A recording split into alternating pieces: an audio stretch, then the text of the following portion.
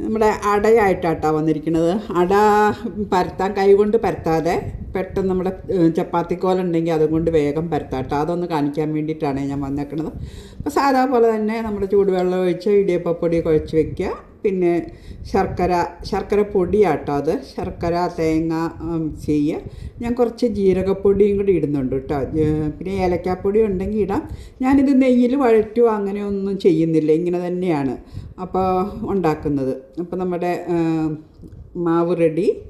നമ്മുടെ ഉള്ളിൽ ഫില്ല് ചെയ്യാനുള്ള ശർക്കര തേങ്ങ റെഡി.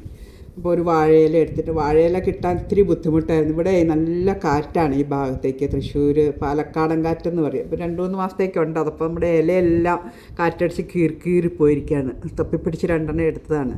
അപ്പോൾ പരത്തണ എങ്ങനെയാണെന്ന് എളുപ്പപ്പണി ഞാൻ പറഞ്ഞുതരാം കേട്ടോ. നമ്മുടെ ഇലയിലേക്ക് മാവ് വെച്ചിട്ട് നമ്മുടെ ചപ്പാത്തിക്കോലുണ്ടല്ലോ, സ്റ്റീലിൻ്റെ ചപ്പാത്തിക്കോലാട്ടോ, നല്ലതാണ്. അതെനിക്കിഷ്ടമാണ്. ക്ലീനാക്കാനൊക്കെ നല്ല എളുപ്പമാണ്. ഞാൻ ആമസോണിൽ നിന്ന് വാങ്ങിയതാണ്. അപ്പോൾ അതൊന്ന് നനച്ച് കൊടുത്തിട്ട്, നമ്മൾ കൈ നനയ്ക്കില്ലേ, അതേപോലെ ചപ്പാത്തിക്കോലൊന്ന് നനച്ചിട്ട് ഇങ്ങനെ ഒന്ന് പരത്തുക നൈസായിട്ട്. അപ്പോൾ പെട്ടെന്ന് ആയിക്കിട്ടും കേട്ടോ. അത് വല്ലാതെ ബലം കൊടുത്ത് പരത്തരുത്, പെട്ടെന്ന് തന്നെ ആയിക്കിട്ടും. എന്നിട്ട് നമ്മുടെ ഇത് റെഡി ആയിട്ടുണ്ട്. ഇനി അതിലേക്ക് നമ്മുടെ കൂട്ട് ചേർക്കുക, അടച്ച് വയ്ക്കുക.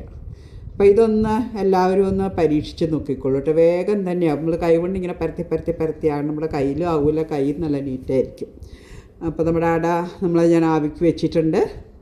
അപ്പോൾ നോക്കി, ഓക്കെ, വെന്തിട്ടുണ്ട്. അപ്പോൾ നമ്മുടെ അട റെഡിയായി. അപ്പോൾ എല്ലാവരും ഇങ്ങനെ ഒന്ന് നോക്കിക്കോളൂ കേട്ടോ. പെട്ടെന്ന് തന്നെ ആക്കാൻ പറ്റും. ഓക്കെ, അപ്പോൾ നമുക്ക് അട കഴിച്ചിട്ട് വരാം കേട്ടോ. ബായ്, നാളെ കാണാം.